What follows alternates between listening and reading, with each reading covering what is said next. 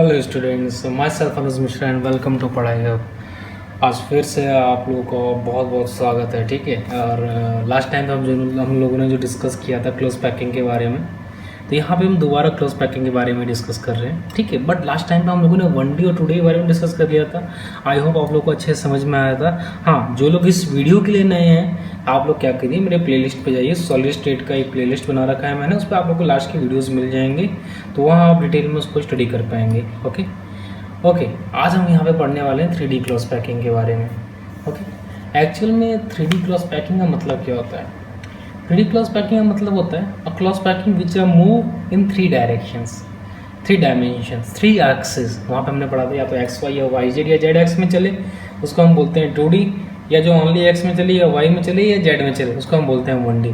3D का मतलब क्या है? जो तीनों एक्सिस में साथ साथ चले, उसको हम बोलते हैं 3 डायमेंशनल क्लोज पैकिंग। यानी a movement of particles in all 3 directions are called 3D close packing. तो जनरली यार अपन बात करते हैं how many its type. Generally it is 2 type. First one है hexagonal close packing and the second one is cubic close packing. अब बात आती है यार हेक्सागोनल और क्यूबिक में फ़र्क क्या है?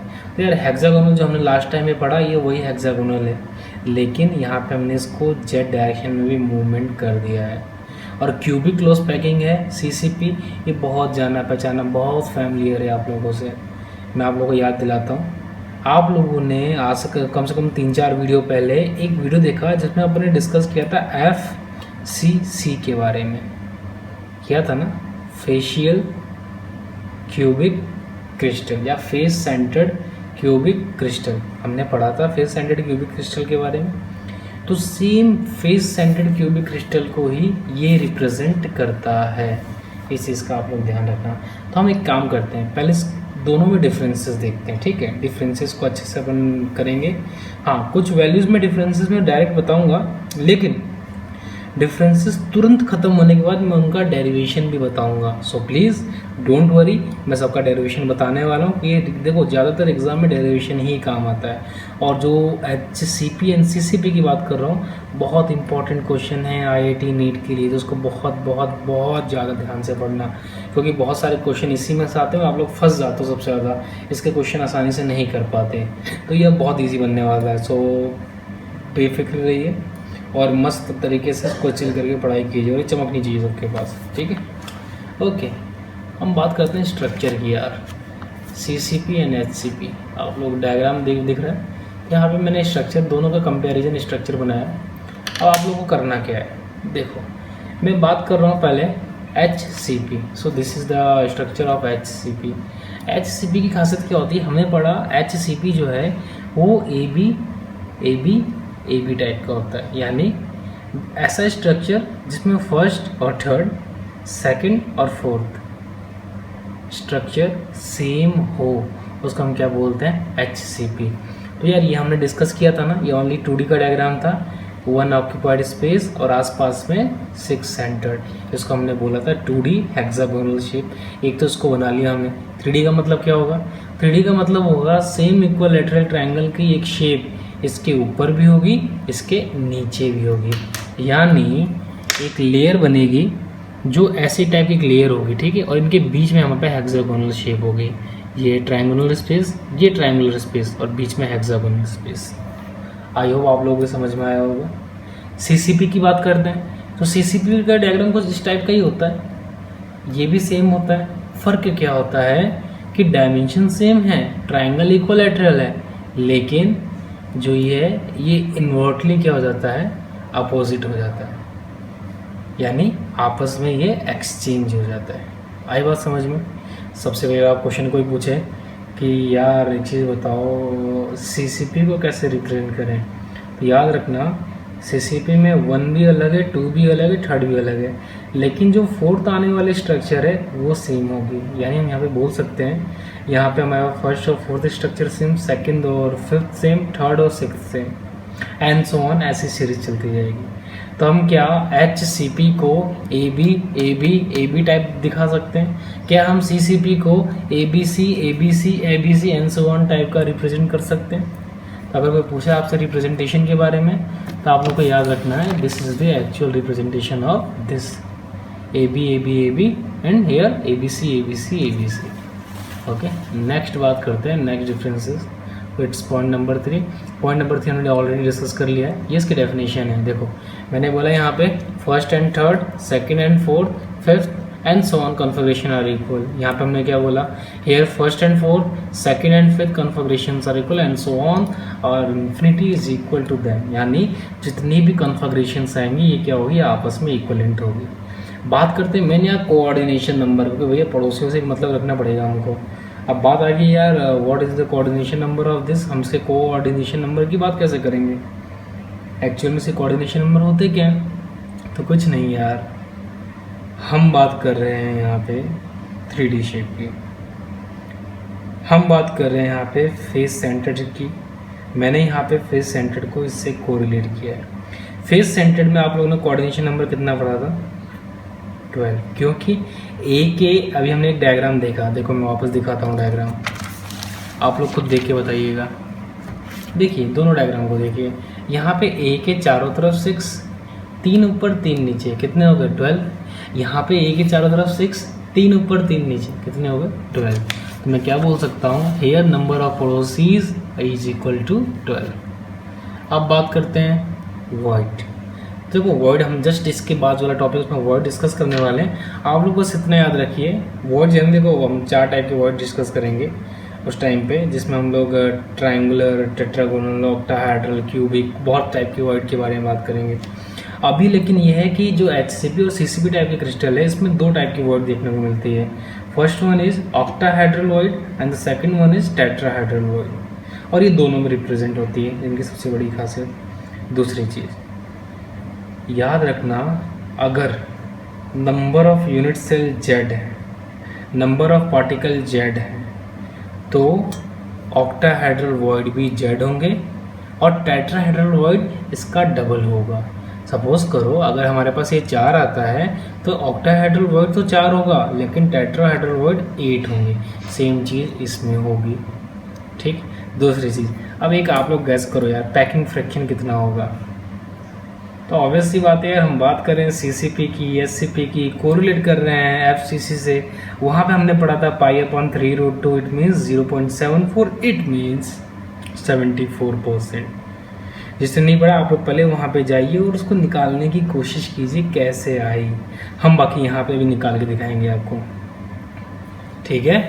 तो हम क्या बोल सकते हैं कि यहाँ पे कोऑर्डिनेशन नंबर क्या है, दोनों का सेम। दूसरी चीज़, अब बात करते हैं here number of unit cell. अभी तो आप लोग वैल्यू देखिए, मैं इसका प्रूफ दूंगा आप लोगों को। इधर नंबर ऑफ यूनिट सेल कितने होते हैं, 6। ये 6 जस्ट हमने प्रीवियस टॉपिक में निकाला था, लेकिन प्रीवियस में कितना आया था, प्रीवियस में तो हमने जस्ट 3 निकाला, ये 6 कैसे आया। इस 6 के बारे में हम जस्ट डिटेल में अभी स्टडी करने वाले हैं। बात है इधर 4, इधर हमने 4 क्यों लिखा यार, इधर हमने 4 इसलिए लिखा है बच्चों क्योंकि CCP को हमने FCC से रिलेट किया था, फेस सेंटर्ड से।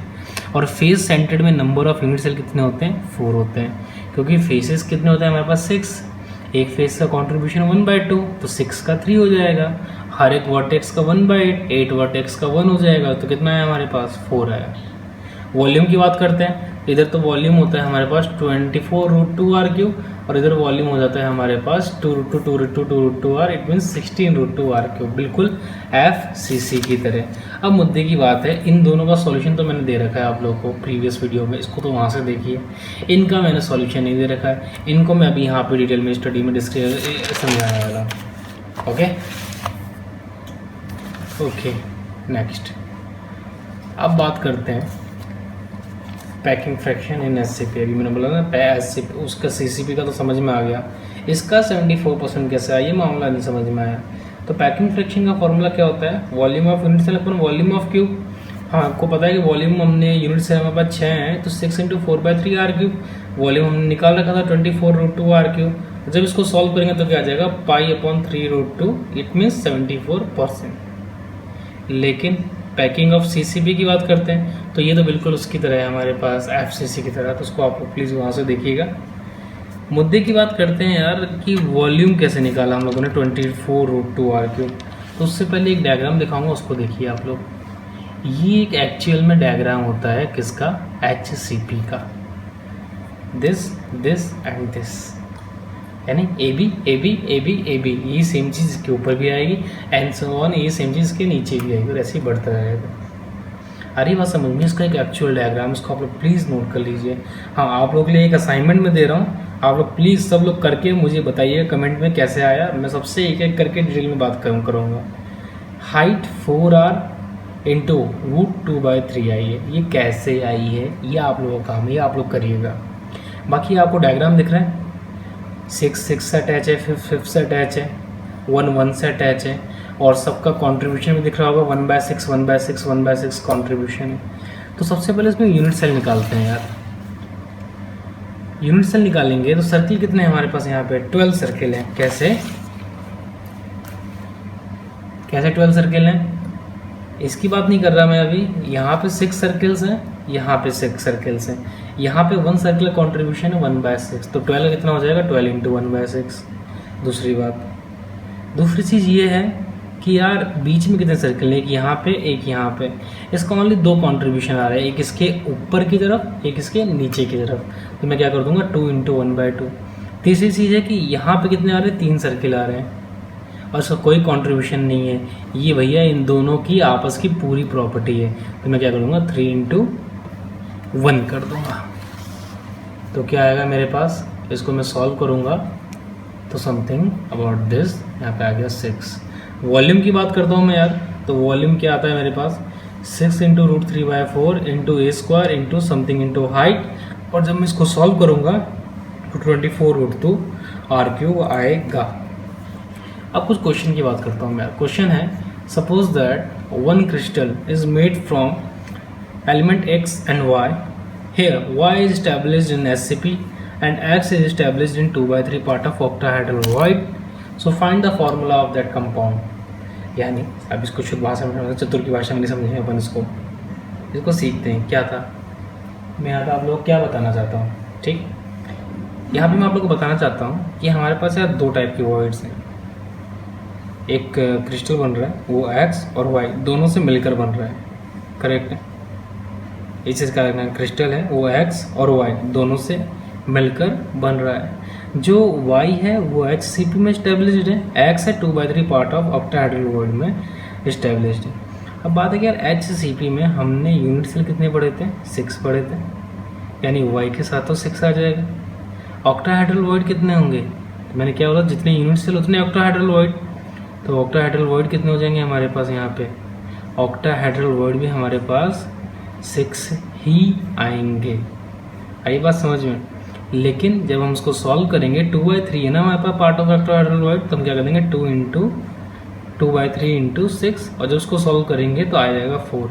अब कुछ नहीं, x के साथ लगाना है 4, y के साथ लगाना है 6, और आपका आंसर आ जाएगा। This is the solution. इस सॉल्यूशन को देखिए और समझिए। देखो यहाँ पे ऑक्टाहेड्रल वॉइड है 6, अब इसको देखिए आप लोग, y item 6, octahedral void 6, x की बात किया अपन ने, 2/3 पार्ट है तो 2/3 को 6 से मल्टीप्लाई कर दिया, यानी y को बोल रखा है हमारे पास कि y में 6 यूनिट सेल प्रेजेंट है, तो मैंने y में 6 लगा दिए। x में बोल रखा है कि ऑक्टाहेड्रल वॉइड का 2/3 पार्ट प्रेजेंट है, तो पहली बात तो ऑक्टाहेड्रल वॉइड कितने होते हैं, 6 होते हैं। 2/3 पार्ट बोला है तो 6 को मैं किससे मल्टीप्लाई कर दूंगा, 2/3 से मल्टीप्लाई कर दूंगा, और क्या आ जाएगा मेरे पास 4। तो क्या है मेरे पास x4 y6, इसको सॉल्व करेंगे तो क्या आ जाएगा x2 y3। आई बात समझ में। एक और क्वेश्चन की बात कर लेता हूँ मैं आप लोगों से, उस क्वेश्चन को आप लोग प्लीज़ ट्राई कीजिए और ट्राई करके मुझे आंसर बताइएगा कमेंट सेक्शन में। इस क्वेश्चन को पढ़ लीजिए आराम से, बहुत टाइम है। पढ़ने के बाद आप लोग होल्ड करिए, होल्ड करके इसका आंसर बताइए। Done, okay. कमेंट में सबका आंसर आना चाहिए। मैं बाकी सॉल्यूशन दिखा देता हूँ आप लोगों को। This is the solution. अगर इस सॉल्यूशन में किसी को कोई डाउट आए तो आप कमेंट करके मुझसे इसका डाउट पूछ सकते हैं। ओके, सो आई होप आप लोगों को ये सब समझ में आया होगा। ये बहुत अच्छा, प्यारा सा, सुंदर सा, एक सुशील सा टॉपिक था। क्लोज पैकिंग वो यहीं तक था, यहाँ तक के ज़्यादातर क्वेश्चंस आते हैं। मैं इसके और भी सारे क्वेश्चन जब मेरी वीडियोस खत्म होंगे तो लास्ट में इसका एक फॉर्मेट पीडीएफ बना के मैं बहुत सारे क्वेश्चंस में अटैच कर दूंगा, आप लोग का असाइनमेंट दे दूंगा ताकि आप लोग करते रहिए उसको। कुछ गूगल फॉर्म दे दूंगा मैं आप लोगों को। ओके, सो जब तक के लिए आप लोग घर पे रहिए, सेफ रहिए और इसको पढ़ते रहिए और इसको लाइक करिए, शेयर करिए, सब्सक्राइब करिए।